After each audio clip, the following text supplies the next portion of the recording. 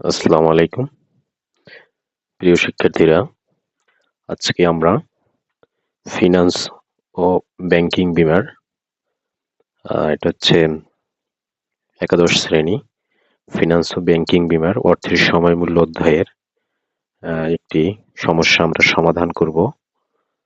আজকে আমরা যে বইটি থেকে সমাধান করব সেটা হচ্ছে মিলেনিয়াম প্রকাশনীর তবিবুর রহমান স্যারের অর্থের সময় মূল্য অধ্যায়ের 7 নাম্বার উদাহরণ। আমরা একটু সবাই বইয়ের দিকে লক্ষ্য করি।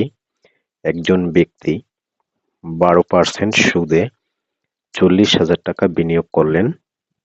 তিনি 6 বছর পর কত টাকা পাবেন?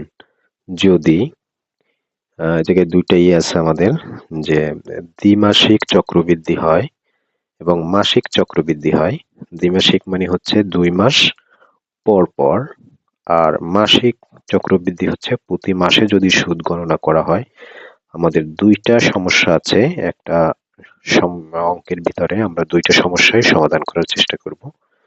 তো আমাদের সুদের হার হচ্ছে চক্রবৃদ্ধির সুদের হার। সরল সুদের হার আর চক্রবৃদ্ধির সুদের হার হয়তো আমরা পূর্বে আলোচনা করেছি। এখানে আমরা দেখতে পাচ্ছি যে 6 মাস পরে আমরা কত টাকা পাবো। তো হচ্ছে এখন যেটা আমরা কি করব, বিনিয়োগ করব বা কাউকে দিব, তখন সেটা হচ্ছে আমাদের বর্তমান মূল্য। আর 6 মাস পরে বা পরবর্তীতে আমরা যেটা পাবো সেটা হচ্ছে আমাদের ভবিষ্যৎ মূল্য। এখন এ জায়গায় আমাদের বলা আছে কি, যে সুদের হার 12% এবং সময় হচ্ছে কত, 6 বছর। তাহলে আমরা আমরা কি জানি, যে আমরা যখন এফবি মানে ফিউচার ভ্যালু বের করব, তখন আমাদের যে সূত্র আসে সেটা হচ্ছে এফবি সমান সমান PV into 1 plus I by N into M N. এ জায়গায় এফবি মানে হচ্ছে ফিউচার ভ্যালু, পিবি হচ্ছে প্রেজেন্ট ভ্যালু, এই যে 1 এটা হচ্ছে আমাদের সূত্রের 1, আর আই হচ্ছে আমাদের সুদের হার বা ইন্টারেস্ট রেট, আর এম হচ্ছে আমি বছরে যতবার সুদ গণনা করব তত সংখ্যা তত। তাহলে আমি বছরে দ্বিমাসিক, তাহলে বছরে আমি কতবার সুদ দিচ্ছি? বছরে আমি 6 বার সুদ গণনা করব। আর এই জন্য আমাদের এই এন মানে হচ্ছে আমার বছরের সংখ্যা, তাহলে এন হচ্ছে বছরের সংখ্যা, কত বছর? 6 বছর। আর এন গুণ এম, আর এম হচ্ছে আমার যে বছরে আমি যতবার সুদ গণনা করব। তাহলে এন হচ্ছে 6 বছর, আর আমি 2 মাস অন্তর অন্তর সুদ গণনা করতেছি, মানে বছরে আমি 6 বার সুদ গণনা করতেছি, এই জন্য এম এর মান হচ্ছে 6। জায়গা আরেকটু স্পেশাল ভাবে আলাদা করে বোঝানো আছে, দেখো পিবি মানে বর্তমান মূল্য বা প্রেজেন্ট ভ্যালু। প্রেজেন্ট ভ্যালু আমাদের এখানে কত টাকা? 40,000 টাকা। আই সমান সমান সুদের হার বা ইন্টারেস্ট রেট। আমাদের ইন্টারেস্ট রেট হচ্ছে 12%। এটা যদি আমরা দশমিকে নিয়ে আসি ক্যালকুলেশন করে, তখন আমাদের আসে 0.12। আর এন হচ্ছে বছরের সংখ্যা বা নাম্বার অফ ইয়ার্স, 6 বছর। আর এম হচ্ছে আমাদের 1 বছরের চক্রবৃদ্ধির সংখ্যা। তার মানে কতবার আমরা বছরের সুদ গণনা করি, কত যাচ্ছে আমাদের যে দ্বিমাসিক, মানে 2 মাস পর পর হলে 1 বছরে হয় আমাদের 6 বার। আর হচ্ছে মাসিক যদি আমরা গণনা করি প্রতি মাসে, তাহলে 1 বছরে হচ্ছে আমাদের 12 বার। আর এফবি সমান সমান হচ্ছে আমাদের বর্তমান মূল্য বা ফিউচার ভ্যালু। তো আমাদের ক নাম্বারটা দ্বিমাসিক চক্রবৃদ্ধি সমান সমান এফবি, আমরা এফবির মান বের করব।